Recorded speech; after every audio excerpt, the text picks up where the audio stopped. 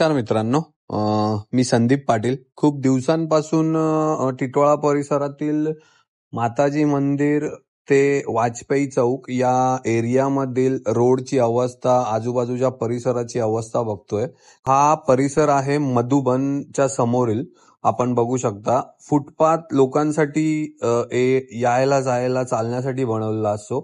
या फुटपाथची अवस्था बघा, किती झाडं वाढलेली आहेत. लोकांना येण्या जाण्यासाठी अजिबात जागा नाहीये.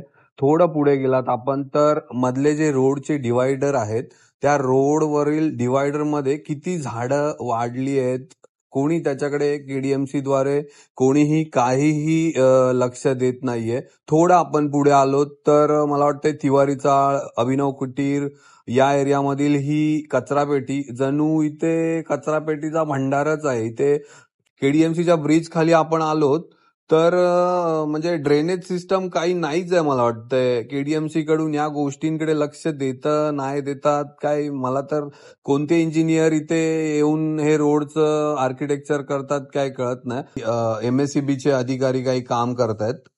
आपण बघतच असतो या गोष्टी. रोडची अवस्था बघा, मला हे आवर्जून दाखवायचं या व्हिडिओमधून की आपल्या टिटवाळ्यातील रोडची अवस्था किती बिकट आहे. हे बघा, हे तुम्ही बाजूला बघितलं तर इथे ही वायरचा जो रोल आहे, किती मोठा रोल हा मला वाटतंय 2 ते 4 वर्षांपासून इथेच पडलेला आहे. कोणाला काहीच पडली नाही या रोलची. कोणाचं आहे काय आहे काही घेणं देणं नाही की उचलून घेऊन जावं, काही नाहीये.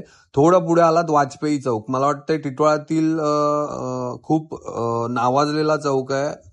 या चौकाची अवस्था बघा तुम्ही. वॉटर लिकेज किती आहे बघा इथे.